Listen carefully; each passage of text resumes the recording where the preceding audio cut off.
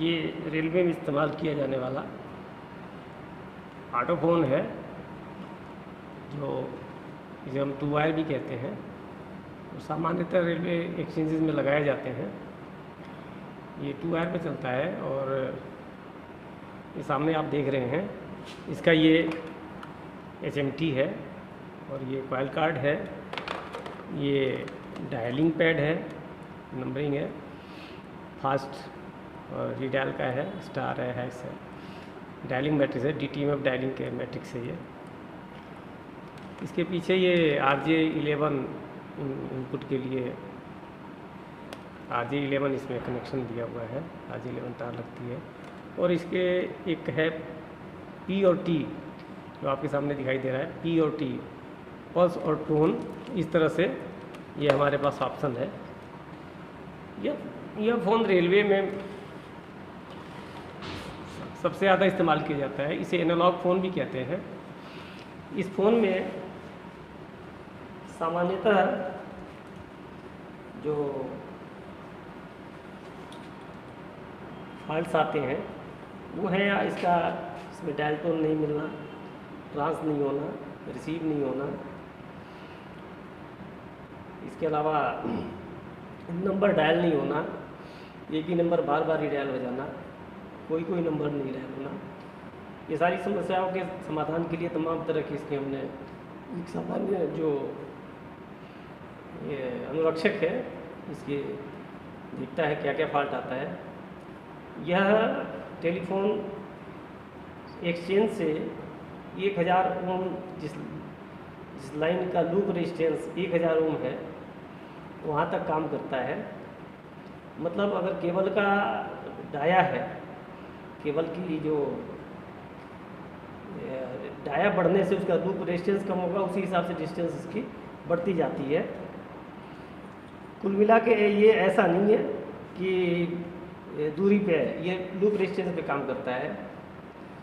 अगर dial tone नहीं आ रही है तो जनरली इसका फॉल्ट होता है ये ट्रांसमीटर में, रिसीवर में। ये रिसीवर ख़राब है। अगर रिसीवर ठीक है, हम चेक करते हैं, तो ये कॉइल कार्ड ख़राब है। अगर ये कॉइल कार्ड भी ख़राब है, इट मीन्स लास्ट में हम देखते हैं कि इस पर रोजेट पे डायल टोन आ रही है या नहीं आ रही है। अगर रोजेट पे डायल टोन आ रही है और फ़ोन में नहीं आ रही है तो लाइन कार्ड भी ख़राब हो सकता है। इस तरह हमारी आवाज़ नहीं जा रही है, ट्रांस नहीं हो रहा है, तो ट्रांस की कंडीशन में भी ये ट्रांसमीटर, कॉइल कार्ड, ट्रांसमीटर और कॉइल कार्ड, अगर डायल टोन आ रही है तो ट्रांसमीटर कॉइल कार्ड का फॉल्ट हो सकता है। उस कंडीशन में हम या तो कॉइल कार्ड या ट्रांसमीटर चेंज करते हैं। तीसरा इसमें सामान्य रूप से आता है कि डायल टोन नंबर डायल नहीं हो रहा है।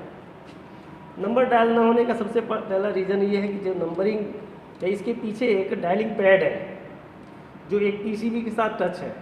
जो ही हम इसको दबाते हैं तो उस पॉइंट को वो शॉर्ट सर्किट करता है, उस मैट्रिक्स को शॉर्ट सर्किट करता है और एक टोन जाती है। तो कई बार ये डायल पैड और वो PCB के बीच में कार्बन आ जाता है, सल्फेशन कार्बन आ जाता है, जिससे बीच में इंसुलेटिंग मटेरियल पैदा हो जाता है कार्बन और PCB के बीच में, तो नंबर डायल नहीं होता है।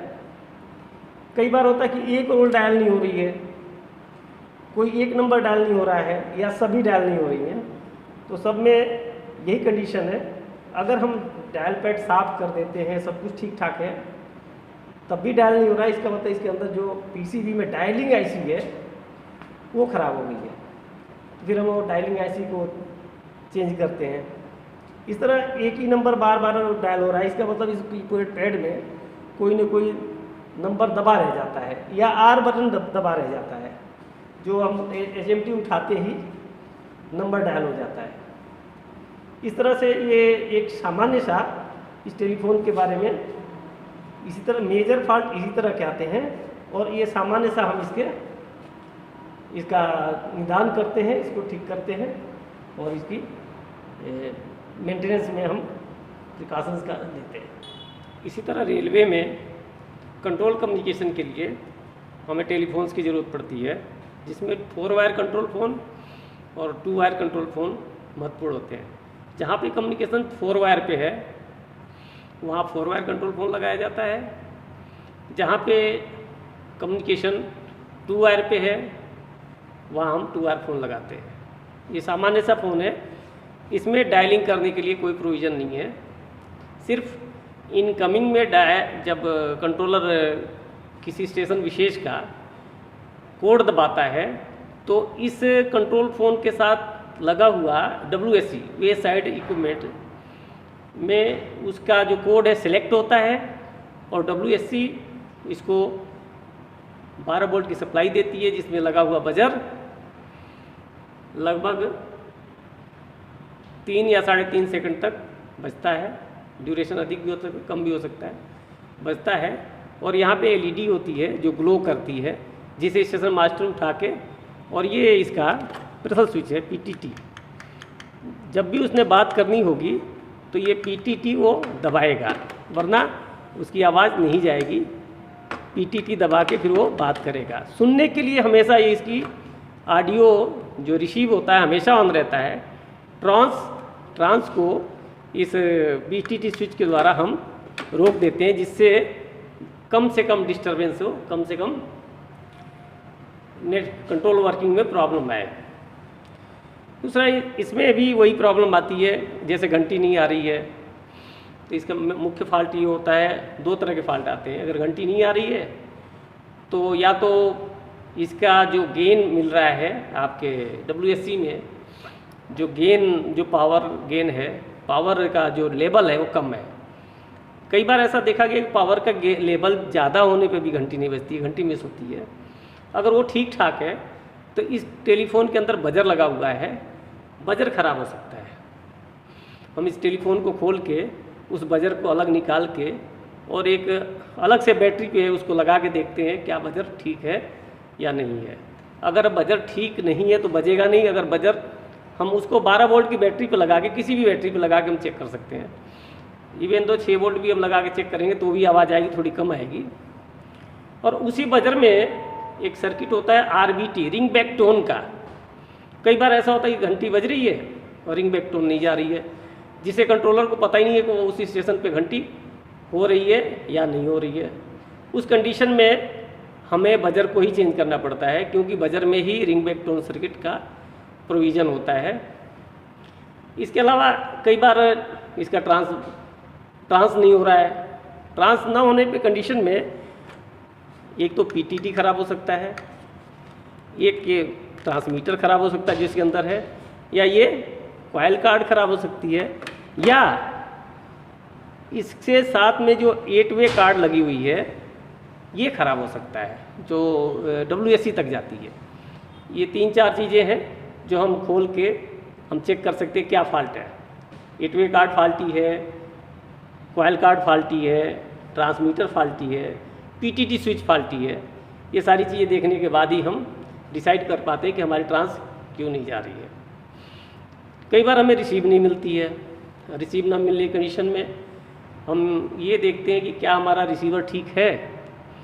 अगर रिसीवर ठीक है तो कॉइल कार्ड फाल्टी हो सकता है, कॉइल कार्ड ठीक है तो आपका 8 वे कार्ड फाल्टी हो सकता है। इस तरह से हम देखते हैं कि इसमें अगर हम ठीक से और ध्यानपूर्वक चेक करें तो हमें इसका फॉल्ट फाइंडिंग में कोई ज़्यादा दिक्कत नहीं आती है।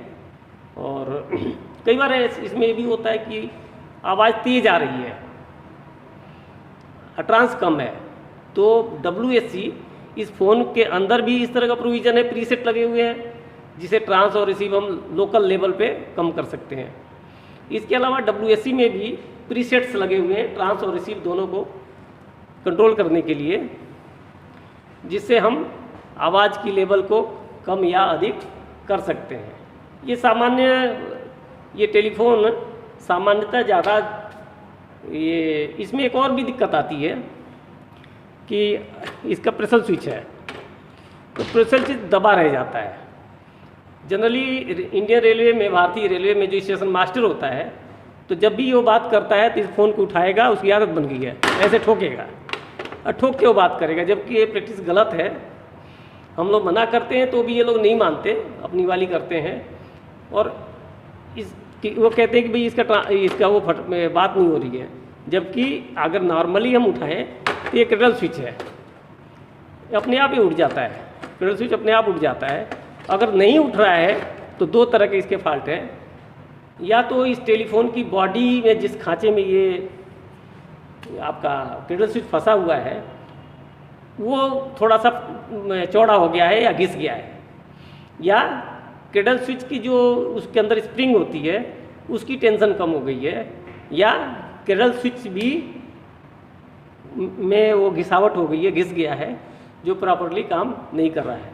तो इसको क्रैडल स्विच के लिए हम सामान्यतः हमने देखा है काम करते समय, अगर टेलीफोन खोल के और प्रॉपरली हम उसके ऊपर जमी हुई धूल मिट्टी इत्यादि साफ कर दें, ठीक से साफ कर दें गीले कपड़े द्वारा, तो ज़्यादातर मामले में ठीक हो जाता है, वरना नहीं ठीक होता है तो हमें क्रैडल स्विच इसका बदलना पड़ता है। ये एक सामान्य सी बात है जो 4 वायर कंट्रोल टेलीफोन के अंदर जो दिक्कतें आती हैं।